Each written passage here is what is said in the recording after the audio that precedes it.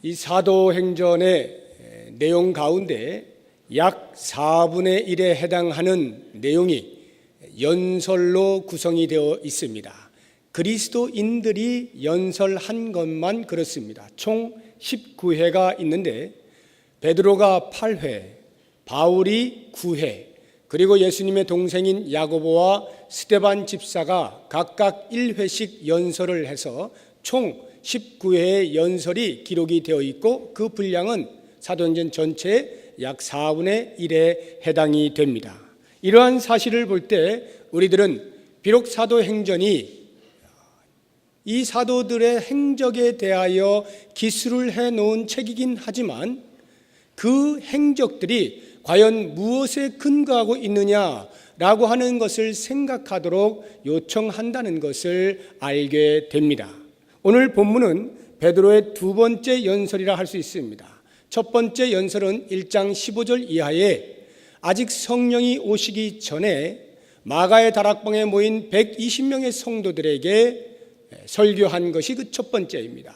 그리고 오늘 본문의 말씀이 두 번째 설교는 이제 120명을 넘어서서 그 자리에 오순절에 모여있던 모든 사람들에게 성령 강림 이후에 한 첫 번째 연설로 베드로의 두 번째 설교가 되겠습니다. 14절을 보시기 바랍니다. 베드로가 열한 사도와 함께 서서 소리를 높여 이르되 유대인들과 예루살렘에 사는 모든 사람들아. 다시 말하면 예루살렘에 거하고 있는 거주민들과 오순절이라고 하는 절기를 지키기 위하여 흩어져 있던 디아스포라 유대인들이 모두 모여있는 바로 그 사람들이 다 듣는 데에서 베드로가 연설을 하고 있는 것입니다. 이렇게 연설을 하게 된 발단은 성령이 강림하실 때에 인간의 상식으로 이해할 수 없는 초자연적인 현상들이 일어났기 때문입니다. 청각적으로, 시각적으로, 그리고 언어적으로 이와 같은 초자연적 현상들이 일어나지 않았습니까? 특히 제자들이 모여있던 모든 사람들의 각국의 언어로 말을 하게 되는 방언을 듣게 되면서 그 자리에 모인 모든 사람들이 깜짝 놀라게 되었습니다. 얼마나 놀랐는가 하면 도저히 믿겨지지 아니하니까 술에 취했다라고 조롱을 할 정도로 깜짝 놀랐습니다. 상황이 여기에까지 이르게 되자 베드로는 더 이상 잠잠히 있을 수가 없어 벌떡 일어나 11 사도들을 대표하여 그가 설교를 하게 되는 것입니다. 15절을 보십시오. 때가 제3시니 너희 생각과 같이 이 사람들이 취한 것이 아니라. 여기 3시라고 하는 것은 우리 시간으로 오전 9시를 말합니다. 그런데 베드로가 때가 제3시니 라고 말하는 것은 상식적으로 오전부터 술 취해 있는 사람이 어디 있겠느냐라고 하는 것을 반문하는 것이고, 특별히 유대인들에게 있어서 오전 9시 3시라고 하는 것은 하루 기도 생활하는 가운데 그 첫 번째 공식 기도 모임 시간이기에 그러한 때에 술 취할 사람이 어디 있겠느냐 이렇게 말씀하고 있는 것입니다. 이렇게 하여 시작된 베드로의 연설을 가만히 보시게 되면 너무나도 한편의 논문을 보는 것과 같은 그 논리의 흐름이 치밀하고 정교한 것을 발견하게 됩니다.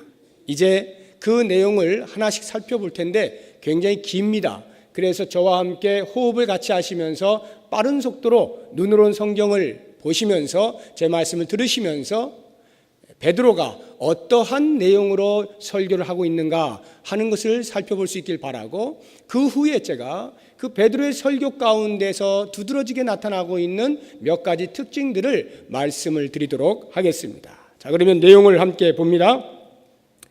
17절부터 보시면은 21절까지에서 요엘 선지자가 요엘서 2장 28절에서 32절까지에서 예언해 놓은 그 말씀을 인용하고 있는 것을 볼 수가 있습니다. 하나님이 말씀하시기를 말세에 내가 내 영을 모든 육체에 부어주리니 너희의 자녀들은, 이렇게 쭉 나오죠.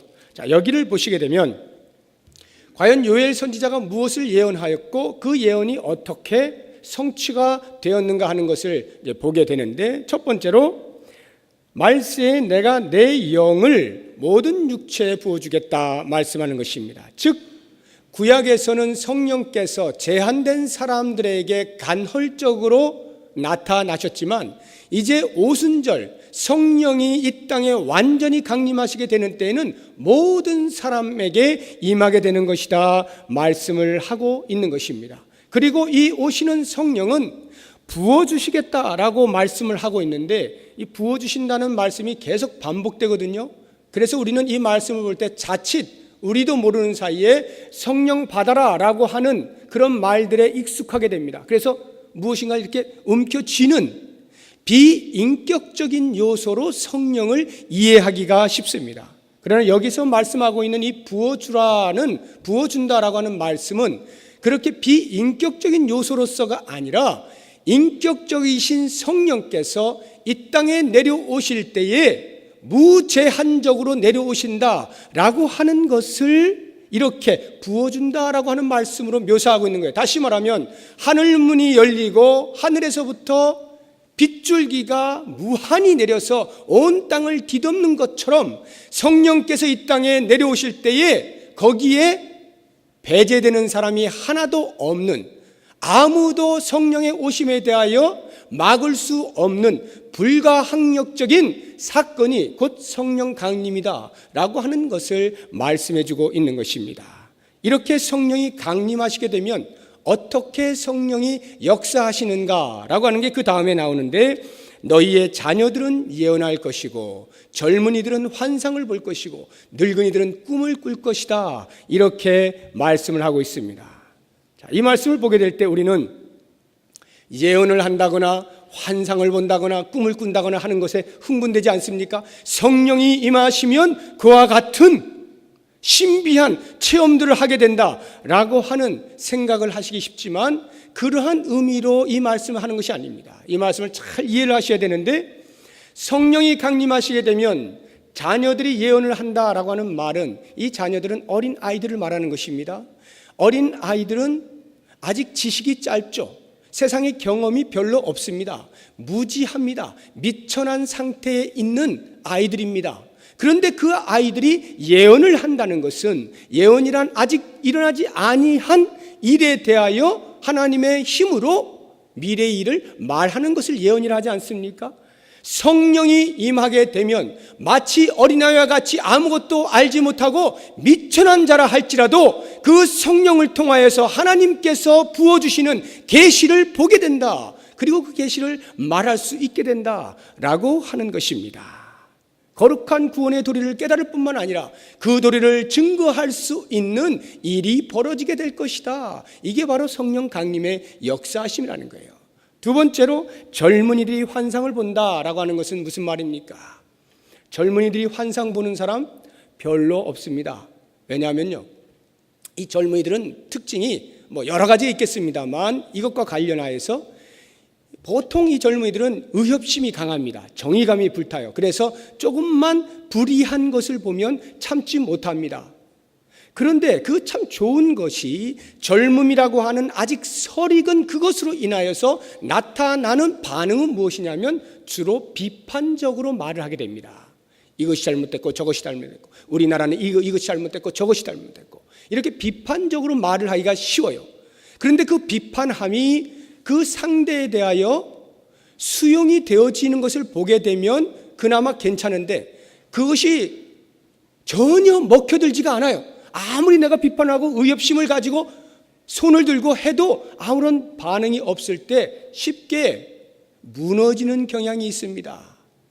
그냥 포기를 하고 마는 경향이 있어요. 왜 그러냐 하면 그렇게 내가 으쌰으쌰 하는 그 이슈가 내 삶의 목표이고 목적이고 그것만이 내 살 길이다라고 꽉 붙잡고 있는 것이 아니라 보통은 희미하게 알고 있는 것을 가치로 여기고 하다 보니까 부닥치게 될 때에 중도에 포기하는 그러한 현상이 있게 되는 것입니다. 그런데 이와 같은 젊은이가 환상을 본다는 것은 무엇입니까? 성령이 오시게 되면 그 젊은이의 마음 가운데 하나님으로부터 오는 소망이, 비전이 그 마음에 새겨진다는 거예요. 그래서 젊은이라 할지라도 삶의 목표가 분명해지는 것입니다.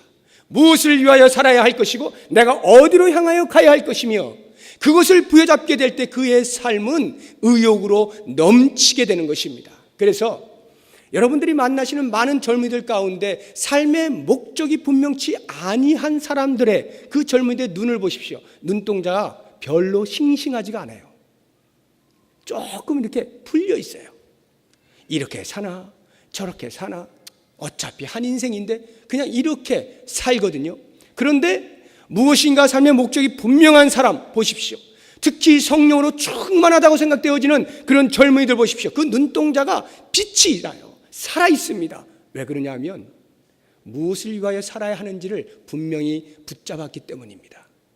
내가 살아야 할 이유가 확실하니까 그것을 놓고 지금 나에게 주신 이 젊음으로 몸을 바쳐가면서 사는 것입니다. 얼마나 싱싱하게 살겠습니까? 이것이 바로 성령이 임할 때 나타나는 현상인 것입니다. 역사예요.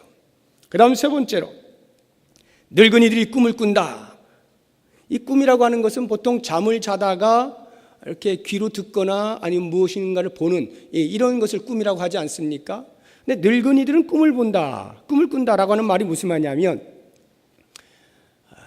우리 권사님들 이렇게 요즘 잠이 별로 없으시죠? 연세가 드시면 잠이 별로 없잖아요, 그죠? 잠이 많이 달아나는 것을 볼 수 있습니다. 잠이 별로 없어질 뿐만 아니라 꿈도 잘 안 꿔요. 꿈 잘 안 꾸시죠? 맞습니까? 네, 꿈 잘 안 꾸셔요. 왜 그런지 아세요? 물론 또 다른 여러 가지 이유가 있겠습니다만 한번 생각해 보십시오. 이건 제가 현실을 말씀드리는 거예요. 노인분들은 앞으로의 살 날이 많이 남았습니까? 살아온 날이 많습니까? 살아온 날이 훨씬 많잖아요. 앞으로 살 날이 얼마 안 남았다는 것을 직감적으로 다 압니다. 다시 말하면 더 노골적으로 이야기하면 이제 죽음이 내 앞에 가까이 왔다라고 하는 것을 늘 인식하며 살기 때문에 꿈꿀 여력이 없어요. 그것도 좀 살고자 발버둥을 칠 때 꿈이 꿔지는 거지 그런 것이 없어질 때는 꿈도 잘 안 꿔지는 것입니다. 그런데 성령이 임하면 꿈을 꾼다는 거예요. 노인들이 이 말은 무엇이냐면 꿈, 소망을 갖게 된다는 것입니다. 성령이 노인분들의 마음 가운데 들어오면 꿈을 꾸게 돼요. 소망을 부여잡게 됩니다. 하늘의 소망을 바라보게 되고 다시 한번 어깨에 쭉지가 축 처져 있던 것이 활개를 치면서 인생의 새로운 의미를 발견하고 살아가게 된다는 거예요. 그래서 성령으로 충만하신 노인분들과 그렇지 못한 노인분들 가만히 보세요. 성령이 무엇인지 알지도 못하고 인생이 이제 다 살았다라고 생각되시는 분들은 어깨가 한없이 내려갑니다. 왜냐하면 그동안 살아왔던 삶 자체가 굉장히 무거운데 이제 남은 삶 자체가 아찔한 거예요. 그러니까 어깨가 더 무겁죠. 그냥 쭉 쳐져요. 그런데 성령을 경험한 성령으로 충만한 삶을 사는 노인분들을 보십시오. 아무리 연세가 많아도 그 삶이 대단히 생생한 것을 볼 수 있습니다. 얼마나 푸르른 신앙으로 사는지 모릅니다. 그냥 우리 주변에 있는 사람들이 보기만 해도 존경심이 저절로 우러러 나오는 그러한 삶을 살아요. 왜냐? 비록 내가 내일 죽는다 할지라도 오늘 해야 할 일이 있는 것을 알기 때문입니다. 소망을 부여잡고 삶의 의미를 찾았기 때문입니다. 이것이 바로 성령이 오셔서 우리들에게 역사하시는 내용들인 것입니다. 그러니까 우리가 예언을 한다든지 환상을 본다든지 꿈을 꾼다 이런 말들을 듣게 되면 곧바로 신비한 어떠한 상황에 이렇게 직결을 시키지 마십시오. 야, 좋겠다. 그런 의미로 쓰여진 것이 아닙니다. 아니, 좀 더 성경적으로 말씀을 드린다고 한다면 이러한 예언이나 환상이나 꿈이라고 하는 것은 구약의 시대를 보면 하나님께서 당신을 하나님의 백성들에게 계시하실 때에 사용하였던 방편들이었던 것을 알 수가 있습니다. 특별한 사람들에게 하나님 당신을 보여주고자 할 때에 이와 같이 예언이나 환상이나 꿈을 통하여 보여주셨거든요. 그러면 그것을 이해하고 17절의 말씀을 다시 한번 보게 되면 성령이 오셔서 자녀들이 예언을 하게 되고 젊은이들이 환상을 보게 되고 노인들이 꿈을 꾼다라고 하는 말은 곧 성령이 오심으로 하나님의 계시가 모든 사람들에게 개방되었다라고 하는 의미인 것입니다.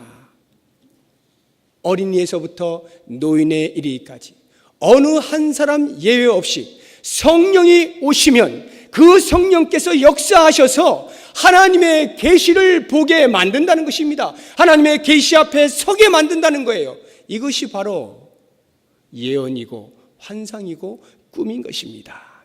이렇게 성령의 역사하심을 설파한 베드로가 그 다음 말씀하고 있는 것은 본론으로 들어가는 것입니다. 본론은 곧 복음의 핵심인데 22절부터 24절까지의 말씀은 복음의 핵심인 그리스도의 탄생과 공생의 사역과 십자가와 부활입니다. 22절을 보십시오. 이스라엘 사람들아 이 말을 들으라. 너희도 아는 바와 같이 하나님께서 나사렛 예수로 큰 권능과 기사와 표적을 너희 가운데서 베푸사 너희 앞에서 그를 증언하셨느니라. 예수 그리스도의 출생 성분을 말씀하시는데 베드로는 나사렛 예수라 이렇게 이야기합니다. 나사렛이라고 하는 것은 아주 작은 도시로서 별 볼 일 없는, 거기에서 무슨 큰 인물이 나올 것 같지 아니한 그러한 말의 대명사로 쓰이는 것이 나사렛입니다. 그러니까 나사렛 예수라고 하는 것은 모든 사람들이 예수를 인식할 때 천한 곳에서 태어난 별 볼 일 없는 출신 성분의 사람이라고 하는 것을 베드로가 그들의 마음을 읽어 이야기하고 있는 거예요. 그런데 그 다음을 보시면 그 사람이 어떻게 해요? 큰 권능과 기사와 표적을 너희 가운데에서 베풀었다. 도저히 큰 권능을 행할 수 없을 것만 같은 그 천하고 천한 자리에서 태어난 예수가 너희들의 상상을 완전히 뒤집어엎고 큰 권능을 행하셨다 말씀하고 있는 것입니다. 베드로는 출신 성분을 재조명하고 있어요.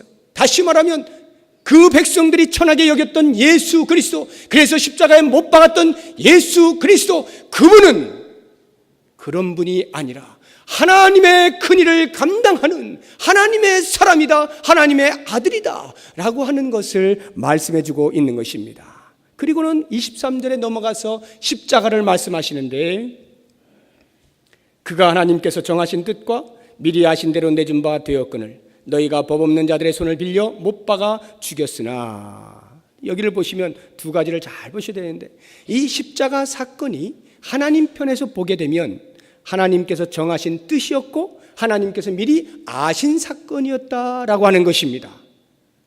십자가의 사건이 하나님의 계획이었고 그 계획의 성취였다는 것이에요. 그런데 그 다음 말씀을 보게 되면 그가 하나님께서 정하신 뜻과 미리 아신 대로 내준 바 되었거늘 너희가, 여기 너희는 이스라엘 백성들입니다. 예수 십자가에 못 박은 사람들입니다. 이 너희가라고 하는 말 속에서 그리스도 십자가에 못 박은 그 인간의 악행, 그 악행의 책임자는 바로 너희들이다, 인간이다 라고 말하고 있는 것입니다. 그러니까 한편에서는 십자가의 사건이 하나님의 계획이었고 또 다른 한편에서는 인간의 죄로 말미암은 책임이다 라고 말씀을 함으로써 이 십자가 사건 가운데 두 개가 조명되고 있는 것을 볼 수가 있습니다. 이스라엘 백성들이 애굽에서 나올 때 10가지 재앙을 이제 바로가 이렇게 받지 않습니까? 그때에 한번 재앙이 일어나면 보내줄게 하다가 다시 마음을 돌이키고 또 재앙이 일어나면 보내줄게 하다 또 돌이키고 이렇게 하기를 10번을 하잖아요. 그 10번 가운데 성경의 기록을 잘 읽어보시면 5번은 바로가 마음이 강팍해짐으로 이렇게 나옵니다.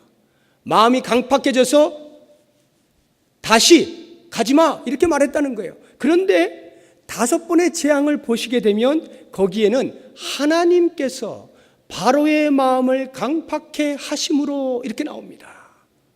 바로는 책임이 없는 것 같이 보이지 않습니까?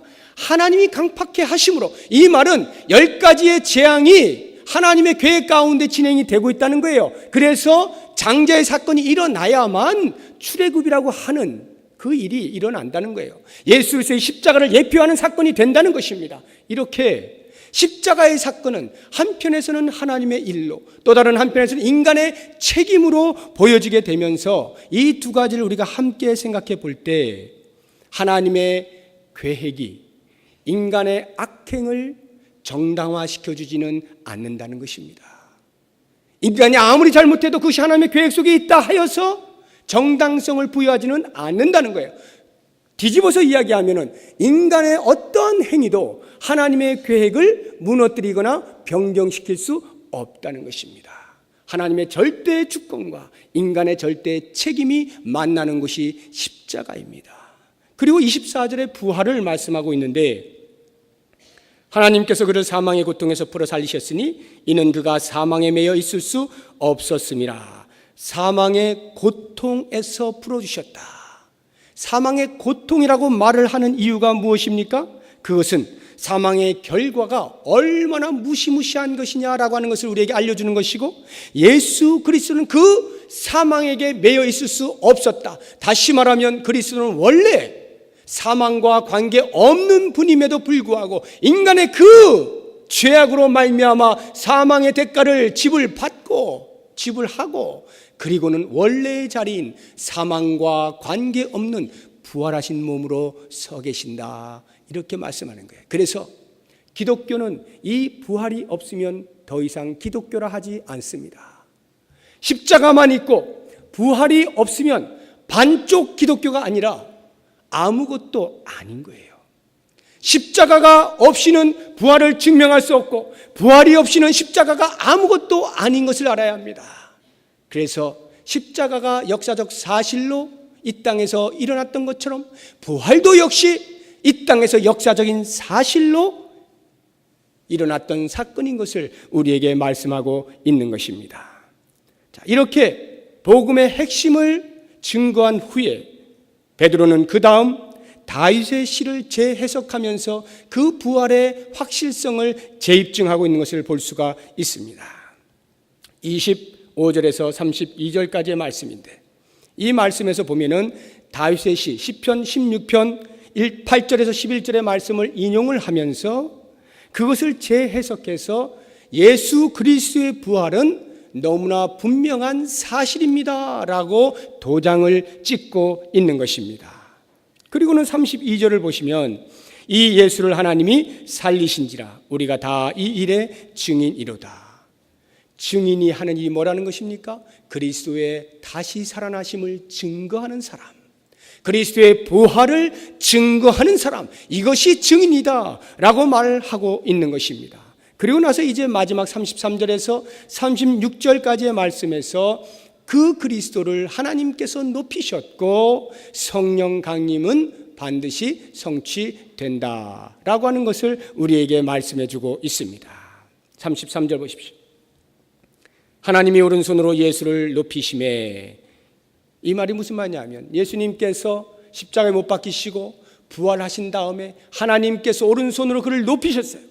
오른손이라고 하는 것은 하나님의 권능을 의미하는 것입니다. 하나님의 권능이 예수 그리스도에게 위임되었다는 것입니다. 그리스도는 이제 모든 만물 위에 머리가 되셔서 만물은 그 발 앞에 무릎을 꿇어야만 하는 것입니다. 하나님의 그 크신 권능이 그리스도에게로 위임이 되었어요. 그리스도의 승귀를 말하고 있는 것입니다. 그리고 그 다음을 보시면 그가 약속하신 성령을 아버지께 받아 너희가 보고 듣는 이것을 부어주셨다 말씀하고 있습니다. 약속하신 성령이 반드시 오시는데 너희들이 보고 있는 이 사건이 바로 그것이다 라고 말하고 있는 것입니다. 그리스도께서 공생의 기간 동안에도 성령이 오실 것을 말씀하셨지만 특별히 부활하신 다음에 승천하시 직전까지 제자들에게 끊임없이 나타나셔서 성령을 기다리라고 말씀하시므로 그 약속이 지금 성취되어 너희들의 눈앞에서 나타나고 있는 것이다 말씀하고 있는 것입니다. 여기까지가 베드로가 연설을 한 내용들인데, 이 내용에서 우리가 잊지 말아야 할 것 제가 말씀을 드리고 말씀을 마치도록 하겠습니다. 그 첫 번째가 무엇이냐면 베드로의 설교의 특징은 역사적인 사실에 근거하고 있다라고 하는 것입니다. 베드로는 지금 철저하게 자기가 경험하고 있는 이 오순절의 이 역사, 그리고 모든 사람들이 함께 경험하고 있는 이 오순절의 역사, 이것이 단순히 우리가 체험되어지는 일순간에 보여지는 것이 아니라 역사적인 사실에 기초하고 있는 것이다라고 피력을 하고 있는 것입니다. 거기에 모인 모든 사람들은 이것이 어찌된 일이냐라고 하면서 나타난 기이한 현상에 대하여 눈이 동그래져 있는 그 순간에 베드로는 일어나 그 사람들을 역사적 사실의 눈을 뜨도록 그 시선을 바꾸어 주고 있는 것입니다. 역사적 사실. 무엇이 역사적 사실입니까? 복음이 역사적 사실이라는 거예요. 그리스도의 오심과 그리스도의 공생의 사역과 그리스도께서 십자가에 못 박히신 것과 그리스도께 다시 부활하신 것과 부활하신 예수 그리스도를 하나님께서 높여주셨다라고 하는 이것이 역사적으로 사실이라는 거예요. 지금 제가 왜 이렇게 흥분하면서 말씀드린 줄 아세요? 역사적 사실이라는 말은 이 땅에서 실제로 일어난 사건들이다 이런 말이에요. 그 사건들을 지금 우리가 보고 있는 것이다 말씀하고 있는 것입니다. 그런데 지금 이 사람들은 무엇에 자신들의 신앙의 근거를 두려고 합니까? 그들이 보고 있는 현상, 체험입니다. 베드로는 말하는 거예요. 그러한 체험이 우리의 신앙의 근거가 될 수 없다. 체험에 근거하고 있는 것은 종교 이상일 수가 없습니다. 그래서 체험이 사라지면 종교도 같이 사라지는 거예요. 체험이 없어지면 기독교도 없어지는 거예요. 여러분들이 교회를 나오셔서 교회 생활을 하시면서 때때로 신기한 체험을 할 수가 있습니다. 기도했는데 그 기도가 바로 응답이 되었다든지 전혀 예상할 수 없는 일이 하나님의 은혜로 해결이 되었다든지 하는 것들을 경험하게 될 때, 또는 어떤 분이 방언을 한다든지 어떤 분들이 병자를 위해서 기도했는데 나았다든지 하는 이러한 일들을 보게 될 때 깜짝깜짝 놀라면서 역시 대단한 기독교야, 역시 내가 믿는 예수 그리스도는 엄청나 라고 할 수 있을지라도 그것이 우리의 신앙의 정초가 될 수는 없다는 거예요. 왜냐하면 그것이 사라지는 순간 기독교도 함께 사라지기 때문입니다. 베드로는 그것을 보았습니다. 성령이 강림하실 때 놀라운 역사하심에 대하여 눈이 휘둥그레져 있는 사람들에게 그것이 아니라 역사적으로 일어난 예수 그리스도, 역사적인 인물 예수 그리스도, 그분이 우리를 위하여 이 땅에 오셨고 그분이 우리를 위하여 십자가에 돌아가셨고 그분이 우리를 위하여 다시 부활하셔서 하나님의 손에 의해 높여지셨다라고 하는 이 역사적인 사실을 외치고 있는 것입니다. 이것이 기독교 신앙의 첫 출발이에요. 여기에서 이제 한 걸음 더 나아가야 하는데 그것은 곧 신학적인 사실로까지 나아가야 한다라고 하는 것입니다. 이것이 무슨 말이냐면 역사적으로 일어난 사실이라고 해서 그것이 다 우리에게 의미가 있는 것은 아닙니다. 옆집에 강아지가 죽었다고 해서 그것이 내가 구원받는 일에 어떠한 의미가 있는 것은 아닙니다. 무슨 말이냐면 그리스도께서 이 땅에 오시고 십자가에 돌아가시고 부활하시고 다시 승리케 되어진 이 모든 역사적 사실은 그냥 이 땅에서 나에게 아무 의미 없이 일어난 어떤 한 사건이 아니라 하나님께서 태초부터 우리의 구원을 위하여, 나의 구원을 위하여 예비하시고 계획하시고 그것을 이루어 가신, 다시 말하면 하나님의 예언의 성취로서 존재하고 있는 것이다 라는 의미에서 신학적 사실이라는 말입니다. 베드로는 갈릴리의 어부였습니다. 도저히 지금 이 연설을 하는 것과 같은 놀라운 성경을 꿰뚫는 이러한 지식이 있을 수가 없을 것만 같은 사람입니다. 물론 그가 전에도 율법을 어느 정도 알았고 예수님에 의해서 이것저것 많이 들었을 것입니다. 그런데 웬걸요? 예수님과 함께 있을 동안엔 도저히 알아듣지 못했잖아요. 도저히 이해하지 못했잖아요. 예수님의 십자가 사건이 왜 나에게 임했을까? 도저히 이해하지 못했잖아요. 그것이 나에게 파멸을 가져온 것으로 여기고 있지 않았습니까? 그런데 성령께서 임하시면서 그의 마음을 뚫어주시는데 그가 눈을 열어서 성경이 보이기 시작한 거예요. 그가 만났던, 그가 경험했던 그리스도의 십자가와 부활이 사실 알고 보니까 성경에서 오래전부터 이미 기록해 놓고 있는 하나님의 계획에 따른 성취였다고 하는 것을 성령이 임했을 때야 비로소 베드로는 깨닫게 되면서 박수를 치는 것입니다. 이것이다.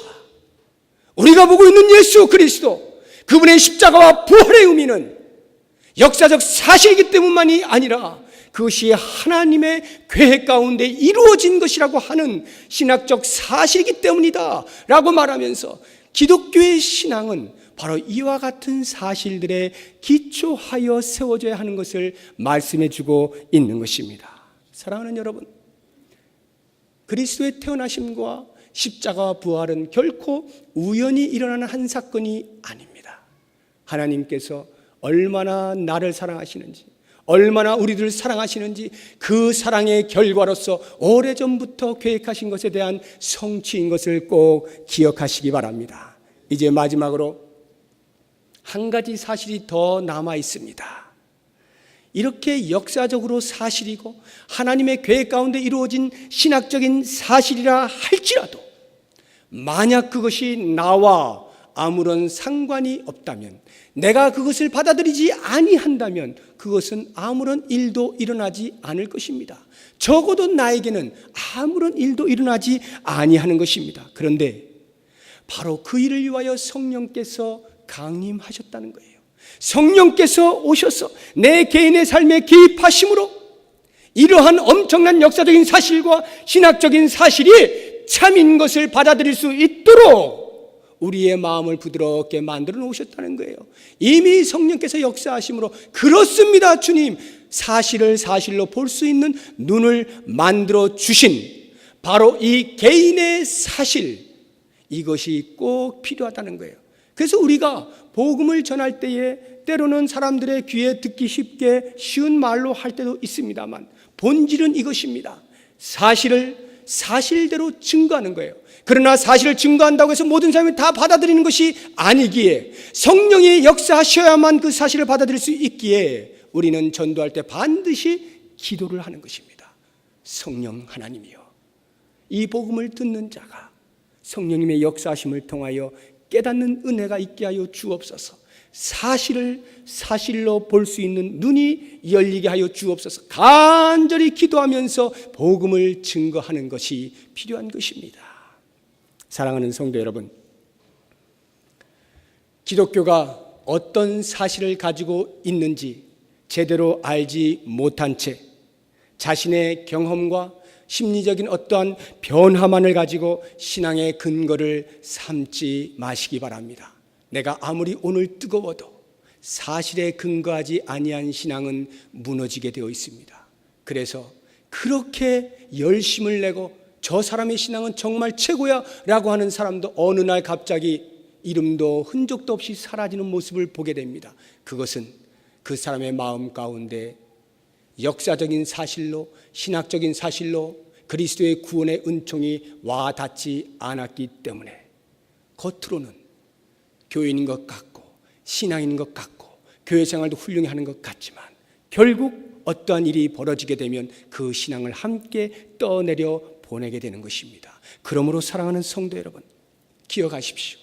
나 한 사람의 구원을 위하여, 공동체는 우리 공동체 여기에 모인 사람들의 구원을 위하여 그 오랜 시간 동안 하나님께서 계획하시고 하나씩 성취해 나가시면서 결국에는 하나님의 사람으로 바꾸어 주시는 그 놀라운 하나님의 열심을 내 마음속에 품는다면 어떻게 그 사실을 내가 부인할 수가 있겠습니까? 어떻게 그 사실을 거부할 수가 있겠습니까?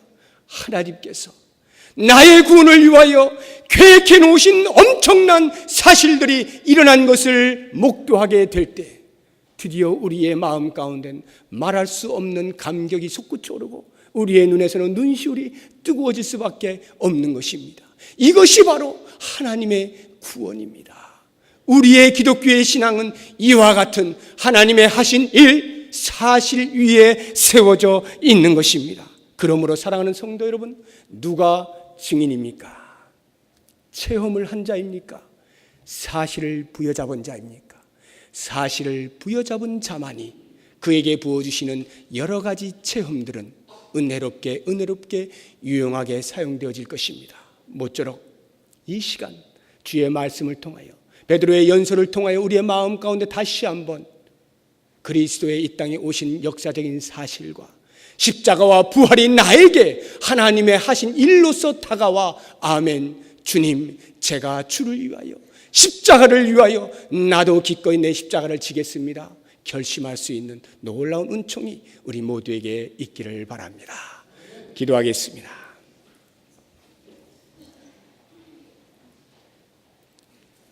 우리들을 사랑하시는 하나님, 하나님의 구원의 계획이 이처럼 놀라운 과정을 겪어 오늘 우리에게 임한 것을 생각하니 얼마나 감사한지 모르겠습니다.